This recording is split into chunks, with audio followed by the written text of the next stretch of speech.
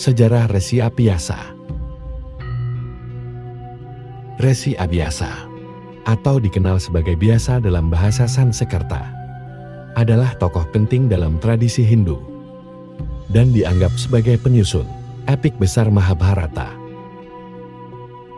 Dalam beberapa tradisi, ia juga disebut sebagai budak Dwipayana, gelar yang berkaitan dengan perannya sebagai pencerah spiritual.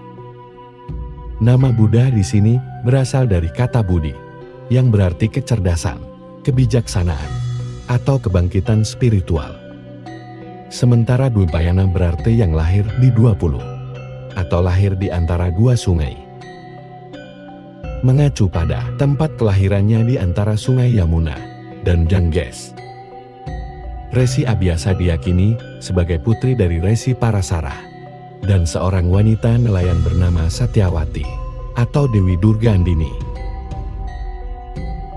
Kelahirannya dikaitkan dengan keajaiban karena Parasara memberi Satyawati anugerah keperawanan abadi setelah melahirkan Abhyasa.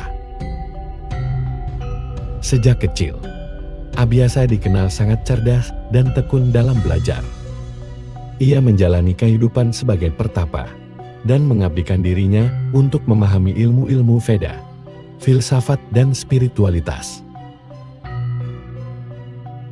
Gelar Buddha Dwipayana. Gelar Buddha Dwipayana diberikan kepada Resi Abhyasa karena kontribusinya yang luar biasa dalam Mahabharata, yang merupakan salah satu epik terbesar dalam literatur dunia, serta pembagian Weda menjadi 4 bagian yang dapat diakses oleh umat manusia. Istilah Uda dalam konteks ini menekankan kebijaksanaannya yang agung dan peran Abhyasa sebagai pencerah, sedangkan Dwipayana merujuk pada tempat kelahirannya yang mistis di 2 pulau. Sebagai seorang resi, Abhyasa dikenal karena kemampuan spiritual dan penglihatan jauh ke depan.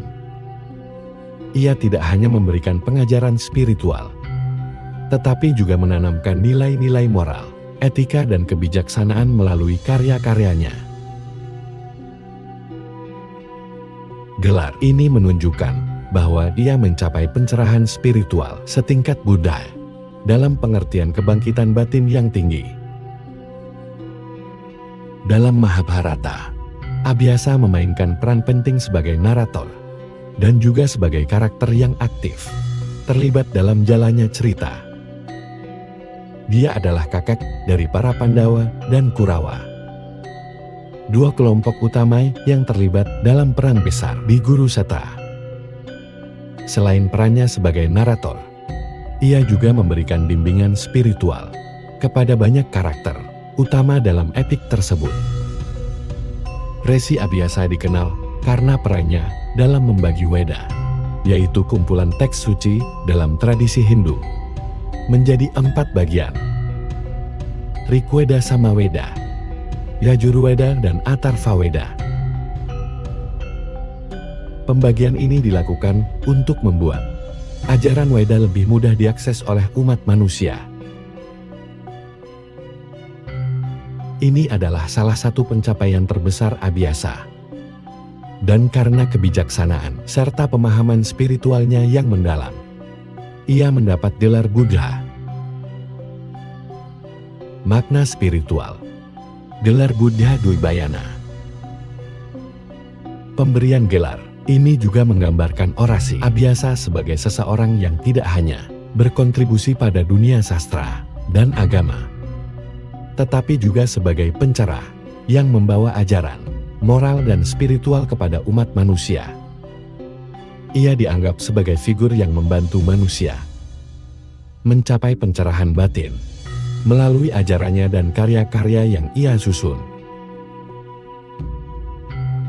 Dalam pandangan spiritual, Buddha Dwipayana menandakan Vyasa sebagai pribadi yang telah mencapai kebijaksanaan agung dan membawa kebaikan bagi umat manusia. Sama seperti Buddha dalam agama Buddha. Meskipun berbeda secara historis dan filosofis, Gelar ini menggarisbawahi posisi Resi Abhya sebagai seorang tokoh pencerah dalam tradisi Hindu.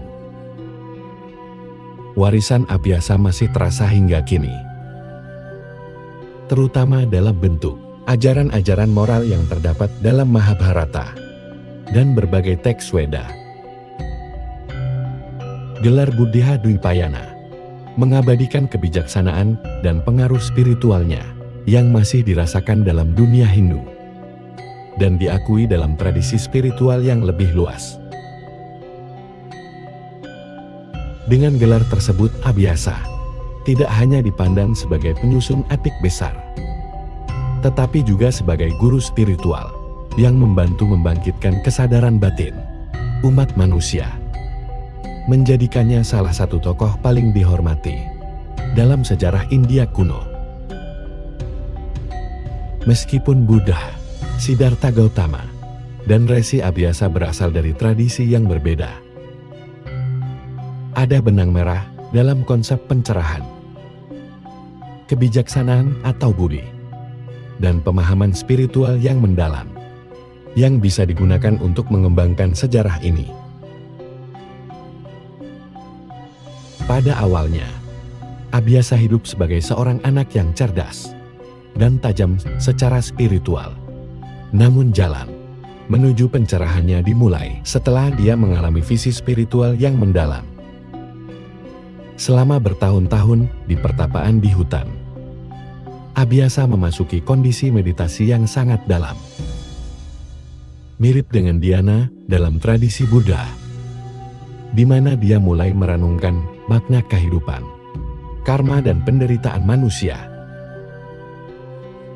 Dalam salah satu meditasi yang mendalam, di bawah pohon beringin besar, di tepi sungai Saraswati, Abhyasa mengalami bodhi, atau pencerahan. Seperti Buddha, Abhyasa menyadari bahwa penderitaan manusia berasal dari ketidaktahuan, atau awidya, dan keinginan duniawi yang tidak terkendali. Ia menyadari bahwa pencerahan datang melalui pemahaman yang mendalam tentang hukum alam semesta, yaitu Dharma. Di sini gelar Buddha Dwipayana mulai mendapatkan makna yang lebih dalam. Bukan hanya karena kelahirannya di antara dua sungai, tetapi juga karena kebijaksanaannya yang mengalir di antara dunia material dan spiritual, seperti arus air yang mengalir tanpa henti. Dalam momen-momen perenungan, Abhyasa mulai memahami hukum karma dalam konteks yang lebih universal, sama seperti ajaran Buddha tentang sebab akibat. Abhyasa menyadari bahwa setiap tindakan memiliki konsekuensi, dan manusia terperangkap dalam siklus sengsara, kelahiran kembali yang tanpa henti, karena ketidaktahuan dan keterikatan. Abhyasa mengajarkan bahwa untuk memutus siklus ini, seseorang harus menjalankan dharma dengan sepenuh hati, yakni mengikuti hukum alam dan moralitas yang mendalam. Pengajaran ini terlihat jelas dalam narasi Mahabharata, di mana Abhyasa memberikan nasihat kepada para Pandawa dan Kurawa tentang pentingnya menjalankan dharma. Bahkan ketika menghadapi tantangan terbesar, nasihat-nasihat ini menekankan keseimbangan antara duniawi dan spiritual, mengajarkan kebijaksanaan, serupa dengan jalan tengah, atau Majjhima Patipada yang diajarkan oleh Buddha, yaitu hidup tanpa kemelekatan berlebihan, pada kemewahan atau asketisme ekstrim. Rsi Abhyasa, dalam pengajaran-pengajarannya, menekankan pentingnya pengendalian pikiran dan pembersihan hati. Seperti Buddha yang mengajarkan 8 jalan mulia untuk mencapai nirwana, Abhyasa percaya bahwa pengendalian pikiran adalah kunci untuk mencapai kebebasan dari siklus kelahiran kembali. Melalui meditasi dan introspeksi mendalam, seseorang dapat mencapai moksa atau pembebasan dari dunia material dan kembali kepada keresahan dengan Brahman, prinsip tertinggi dalam kosmologi Hindu. Sebagai seorang resi, Abhyasa tidak hanya menghancurkan pengendalian diri secara fisik, tetapi juga kebersihan batin melalui pengendalian indria dan pikiran. Mirip dengan ajaran samadhi dalam meditasi Buddha yang berfokus pada konsentrasi penuh dan pembebasan dari godaan indria. Seperti Buddha, biasa memahami bahwa penderitaan adalah bagian tak terpisahkan dari kehidupan manusia.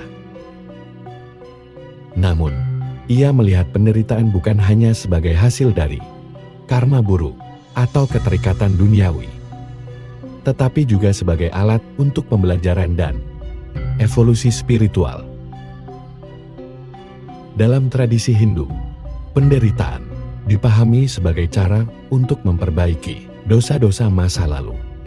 Dan Abhyasa mengajarkan bahwa setiap ujian dalam hidup harus dilalui dengan kebijaksanaan dan kesabaran.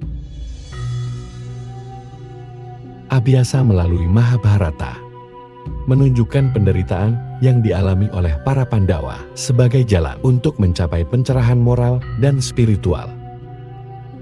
Seperti Buddha yang mengajarkan bahwa penderitaan adalah bagian dari 4 kebenaran mulia. Abhyasa mengajarkan bahwa penderitaan adalah jalan menuju pencerahan ketika dilalui dengan kebijaksanaan dan keteguhan hati. Setelah mencapai pencerahan, Abhyasa menyadari bahwa kebijaksanaannya tidak boleh disimpan untuk dirinya sendiri, tetapi harus dibagikan kepada dunia. Seperti Buddha yang menyebarkan ajarannya kepada umat manusia.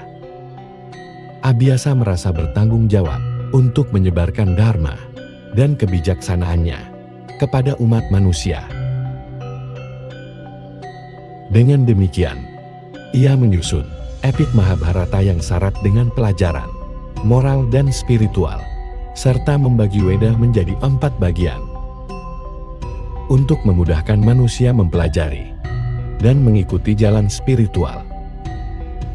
Ajarannya menekankan bahwa setiap manusia tanpa memandang kasta, jenis kelamin, atau status sosial, memiliki potensi untuk mencapai pencerahan. Hal ini serupa dengan ajaran Buddha, bahwa setiap makhluk hidup memiliki benih pencerahan di dalam dirinya, yang bisa diwujudkan melalui pengendalian diri, meditasi dan kehidupan yang penuh kebajikan. Gelar Buddha Dwipayana akhirnya melambangkan transkendensi yang dicapai oleh Abhyasa. Dalam ajaran Buddha, pencerahan dicapai ketika seseorang melampaui keterikatan duniawi dan mengalami kesadaran yang murni. Abhyasa juga mencapai tingkat kebijaksanaan ini melalui pengabdiannya pada dharma dan meditasinya yang mendalam.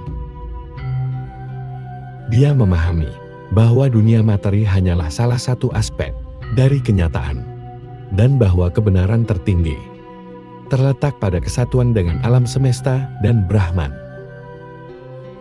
Resi Abhyasa tidak hanya menjadi pencerah bagi dirinya sendiri, tetapi juga bagi banyak generasi umat manusia yang mengikuti jejaknya. Pengaruh acaranya, baik melalui Mahabharata maupun Weda, terus menginspirasi generasi demi generasi dalam mencapai kebenaran dan pencerahan. Warisan Buddha Dwipayana atau Resi Abhyasa terus hidup melalui ajarannya yang tertuang dalam teks-teks suci Hindu. Kebijaksanaan yang dia bagikan tetap relevan dalam konteks spiritual, filosofis dan moral, di mana ajarannya tentang karma, dharma, dan moksa terus dipelajari oleh para pencari kebenaran. Seperti Buddha, Gautama biasa adalah simbol dari pencarian tanpa akhir untuk pencerahan. Dan gelar Buddha Dwipayana mengabadikan pencerahan spiritualnya yang besar. Dengan cara ini, Resi Abhyasa dihormati bukan hanya sebagai seorang resi, tetapi sebagai seorang pencerah yang melampaui batas agama dan tradisi, merangkul prinsip-prinsip universal tentang kebijaksanaan dan cinta kasih. Untuk memperdalam sejarah Resi Abhyasa, khususnya dalam konteks peran pentingnya bagi umat Buddha dan Hindu, serta pengaruhnya terhadap masyarakat Jawa kuno, kita perlu menjelajahi lebih dalam tentang pencerahan spiritual dan hubungan antara kedua tradisi tersebut. Kisah Resi Abhyasa sebagai Buddha Dwipayana tidak hanya memberi pencerahan kepada umat Hindu, tetapi juga memberikan dampak yang mendalam bagi masyarakat Jawa yang memadukan elemen-elemen Hindu-Buddha dalam spiritualitas mereka. Dalam sejarah Jawa kuno, Hindu dan Buddha seringkali tidak dilihat sebagai dua tradisi yang terpisah, melainkan saling terkait. Ketika ajaran Buddha mulai masuk ke Jawa melalui pengaruh kerajaan-kerajaan seperti Sriwijaya dan Majapahit, masyarakat Jawa menggabungkan aspek dari kedua tradisi ini. Resi Abhyasa atau Vyasa sebagai Buddha Dwipayana menjadi simbol dari penyatuan ajaran kebijaksanaan Hindu dan Buddha. Di Jawa kuno, konsep Dharma atau Hindu dan Dhamma dalam Buddha memiliki kesamaan dalam hal kebajikan, kebenaran dan kewajiban moral. Ajaran Resi Abhyasa tentang menjalankan Dharma untuk mencapai pencerahan menjadi pondasi utama bagi pemahaman spiritual di Jawa. Keduanya mengajarkan pentingnya pengendalian diri, kebijaksanaan, dan kebebasan dari keterikatan duniawi, sehingga menciptakan rasa spiritualitas yang abadi di kalangan masyarakat Jawa. Di Jawa kuno, ia seringkali dianggap sebagai simbol guru besar spiritual yang melampaui batas tradisi Hindu dan Buddha. Gelarnya sebagai Buddha Dwipayana diterima oleh masyarakat Jawa sebagai lambang kebijaksanaan yang memancarkan pencerahan bagi generasi demi generasi. Abhyasa memberikan ajaran bahwa kehidupan adalah siklus yang harus dipahami dengan mendalam melalui karma atau sebab akibat dan dharma. Masyarakat Jawa belajar bahwa setiap tindakan yang mereka lakukan akan berdampak pada kehidupan berikutnya. Ini sangat mirip dengan ajaran Buddha tentang samsara dan nirwana, di mana penderitaan manusia dapat dihentikan dengan mencapai pencerahan. Ajaran Resi Abhyasa tentang pengendalian pikiran dan meditasi memiliki kesamaan yang kuat dengan praktik-praktik budaya yang berfokus pada kebangkitan spiritual melalui penguasaan batin. Di Jawa, ajaran ini menjadi pusat kehidupan spiritual, di mana pertapaan di hutan-hutan atau di gunung-gunung suci menjadi bagian penting dari jalan menuju pencerahan. Bahkan di beberapa naskah kuno Jawa, seperti Serat Sendini, pengaruh Abhyasa dan pencerahan batin muncul dalam bentuk kisah-kisah tentang para pertapa dan rasi yang mencari kebijaksanaan dalam keheningan alam. Peninggalan budaya candi-candi seperti Borobudur dan Prambanan juga menunjukkan sinkretisme Hindu budaya yang mendalam. Relief-relief di Borobudur mengilustrasikan ajaran Buddha tentang pembebasan dari siklus sengsara. Sedangkan relief di Prambanan lebih banyak mengangkat kisah dari Mahabharata yang berasal dari karya Abhyasa. Ini menunjukkan bahwa masyarakat Jawa tidak memisahkan kedua ajaran ini, tetapi melihatnya sebagai jalan-jalan yang mengarah pada pencerahan yang sama. Dalam tradisi lisan Jawa, cerita tentang Resi Abiasa tidak hanya berhenti sebagai narasi dalam Mahabharata, tetapi berkembang menjadi legenda yang hidup dalam kebudayaan masyarakat. Resi Abiasa dianggap sebagai tokoh yang mampu berkomunikasi dengan alam dan makhluk-makhluk spiritual, yang memberikan nasihat tentang keseimbangan antara duniawi dan ilahi. Di beberapa daerah RC, biasa dianggap memiliki kemampuan supranatural yang melampaui dunia manusia, mampu menenangkan kekuatan alam, dan membawa harmoni melalui meditasi. Banyak tokoh spiritual Jawa, termasuk para resi dan wali, dikatakan mengikuti jejak Abiasa dalam memahami alam semesta melalui pencerahan batin.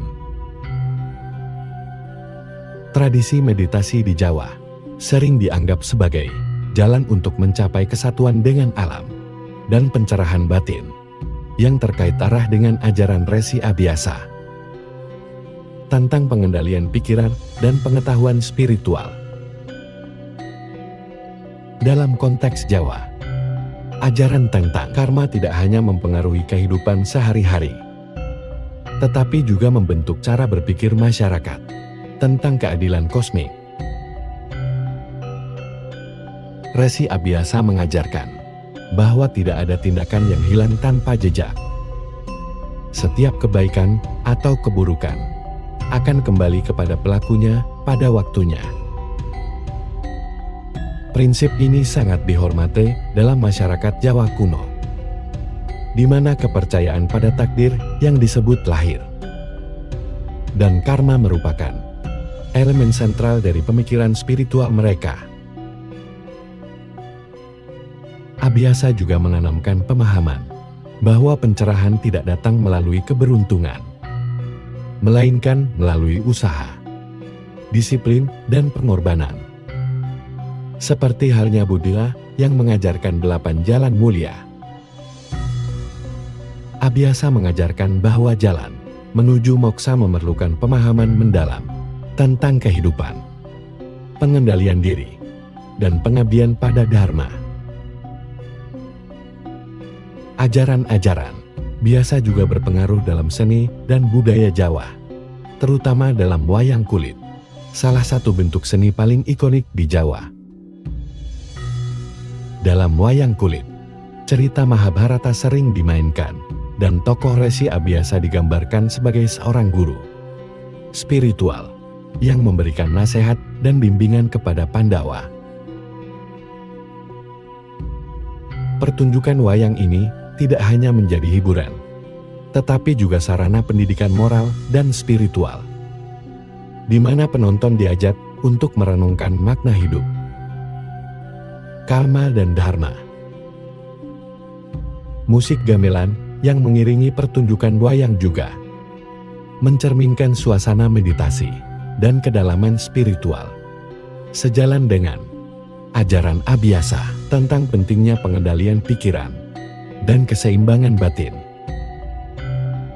Dalam hal ini, Resi Abiasa dianggap sebagai lambang kebijaksanaan yang memandu orang-orang Jawa menuju pencerahan batin melalui seni, musik, dan cerita. Meskipun zaman terus berubah, ajaran dan pengaruh Resi Abiasa tetap hidup di setiap generasi. Seperti Buddha yang ajarannya menyebar melampaui masa hidupnya, demikian pula ajaran Abiasa terus menjadi panduan spiritual bagi banyak orang. Di Jawa, pencerahan batin yang ditanamkan oleh Abiasa melalui konsep karma, dharma, dan meditasi masih dihormati, bahkan di era modern. Ini adalah pencerahan yang tidak pernah padam, yang terus memancar dari generasi ke generasi, menjadi cahaya bagi orang-orang yang mencari makna dan kedamaian dalam hidup. Melalui cerita, seni dan praktik spiritual. Warisan Resi Abhyasa sebagai Buddha Dwipayana tetap menjadi sumber inspirasi yang tak pernah pudar. Seperti api spiritual yang terus menyala. Ajarannya akan selalu relevan bagi siapa saja yang mencari kebijaksanaan dan pencerahan dalam perjalanan hidup mereka. Salah satu konsep yang mendalam dalam ajaran Buddha Dwipayana adalah kebijaksanaan yang melampaui dualisme, baik dalam konteks Hindu maupun Buddha. Abhyasa mengajarkan bahwa manusia sering terjebak dalam konsep dualisme, seperti benar salah, baik buruk, atau duniawi rohani. Namun untuk mencapai pencerahan sejati, manusia harus memahami bahwa dualisme ini hanyalah ilusi. Dunia materi dan roha sebenarnya merupakan satu kesatuan yang saling terkait. Dan pencerahan adalah pemahaman tentang kesatuan ini. Dalam konteks Buddha, ini mirip dengan ajaran sunyata atau kehampaan, di mana segala sesuatu dianggap kosong dari eksistensi. Intrinsik Abhyasa mengajarkan bahwa penderitaan manusia berasal dari keterikatan pada perbedaan-perbedaan ini. Dan hanya dengan mengatasi keterikatan, inilah seseorang dapat mencapai moksa, atau pembebasan, atau nirwana. Ajaran ini mengajarkan umat untuk melihat dunia bukan sebagai kumpulan hal-hal yang terpisah, tetapi sebagai manifestasi dari kesatuan kosmik. Meditasi memainkan peran kunci dalam ajaran Abhyasa. Dalam tradisi Buddha, meditasi dikenal sebagai jalan untuk mencapai pencerahan melalui pengendalian pikiran dan pemahaman mendalam tentang sifat realitas. Abhyasa mengajarkan bahwa meditasi bukan hanya alat untuk mengatasi stres atau mencapai ketenangan batin, tetapi merupakan jembatan menuju pencerahan batin yang lebih tinggi. Abhyasa memperkenalkan konsep meditasi yang lebih kompleks, di mana seseorang tidak hanya bermeditasi pada satu objek eksternal, tetapi pada esensi dari Atman atau jiwa sejati, dan hubungannya dengan Brahma atau realitas tertinggi. Dalam ajaran Hindu, meditasi ini sering dikenal sebagai bentuk yoga yang disebut Cenana Yoga, di mana individu mencari pemahaman intelektual dan intuitif tentang sifat Tuhan dan alam semesta. Namun dalam sinkretisme dengan ajaran Buddha, Abhyasa mengajarkan bahwa meditasi ini harus disertai dengan pengendalian ego dan pelepasan keterikatan duniawi untuk mencapai pemahaman yang lebih mendalam. Abhyasa dikenal karena mengajarkan 3 jalan utama menuju pencerahan: Karma Yoga atau jalan tindakan, Bhakti Yoga atau jalan pengabdian, dan Cenana Yoga atau jalan pengetahuan. Dalam konteks Hindu, ketiga jalan ini mewakili cara-cara yang berbeda untuk mencapai kesatuan dengan Tuhan. Namun Abhyasa juga menambahkan elemen-elemen Buddha yang berfokus pada pelepasan, keterikatan dan pemahaman mendalam tentang kesunyataan. Karma Yoga ini adalah jalan yang menekankan pada tindakan tanpa keterikatan pada hasil. Abhyasa mengajarkan bahwa dengan melakukan tindakan tanpa mengharapkan hasilnya, seseorang dapat mencapai pembebasan dari siklus sengsara, kelahiran, dan kematian. Hal ini berhubungan erat dengan ajaran Buddha tentang tindakan yang benar dalam 8 jalan mulia, di mana tindakan yang dilakukan tanpa keterikatan menghasilkan karma yang bersih. Bhakti Yoga, pengabdian kepada Tuhan atau entitas ilahi, merupakan elemen penting dalam ajaran Abhyasa. Bhakti bukan hanya sekedar doa dan ritual, melainkan bentuk cinta yang transendental kepada Tuhan, di mana ego individu dilebur ke dalam kasih ilahi. Dalam sinkretisme dengan ajaran budaya, pengabdian ini juga dapat dilihat sebagai pengabdian kepada kebenaran dan pembebasan dari penderitaan. Konteks Buddha Dvayana tidak terikat pada Tuhan yang antropomorfik, tetapi lebih pada pengabdian kepada kebenaran universal yang membawa pencerahan.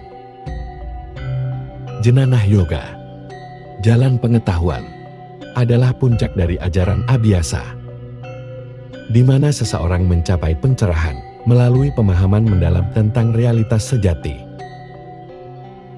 Ini melibatkan penguasaan filsafat dan meditasi, serta penyatuan pikiran dengan alam semesta. Ajaran ini terkait dengan konsep prajna dalam Buddhisme,